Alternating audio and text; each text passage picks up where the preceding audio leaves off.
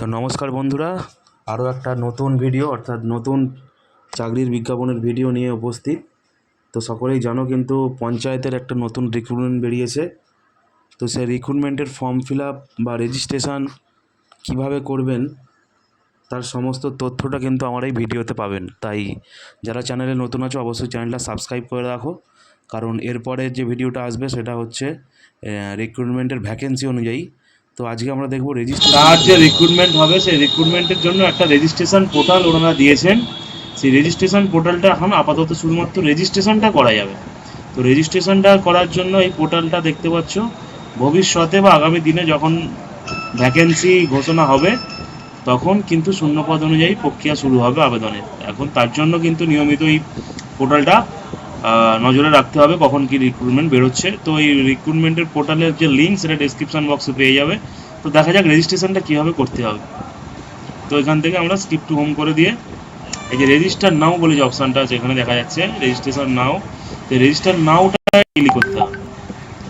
রেজিস্টারে ক্লিক করলে এখানে your mail ID, mobile number, phone number, এইসব ডেট অফ বার্থ, এইসব জিনিসগুলো কিন্তু চাই। এগুলো কিন্তু পরে কিন্তু আর চেঞ্জ করা যাবে না, এটা কিন্তু মাথায় রাখতে হবে। তো সরাসরি রেজিস্ট্রেশনটা করে নেবো। চলো, তো প্রথমে ফোন নাম্বার দিয়ে দিতে হবে,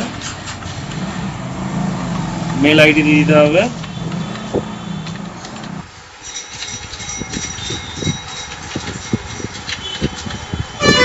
নাম দিয়ে দিতে হবে। প্রথমে ফার্স্ট নেম, তারপর লাস্ট নেম, তারপরে date of birth. Date of বার্থটা এখান থেকে সিলেক্ট করে নিতে হবে।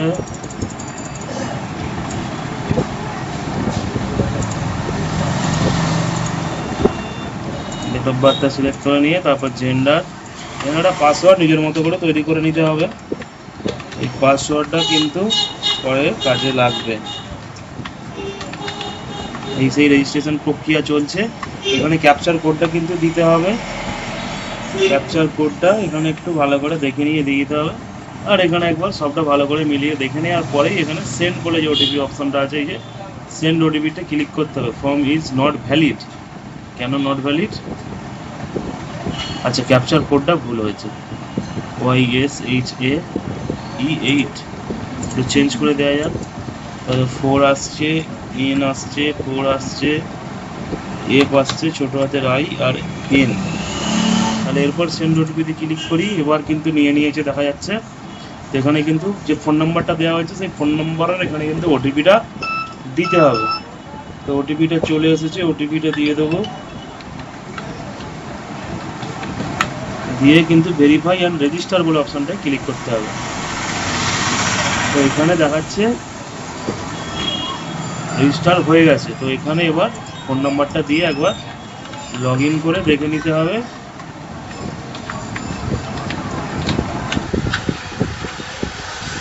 এখানে ক্যাপচার কোড দিতে হবে,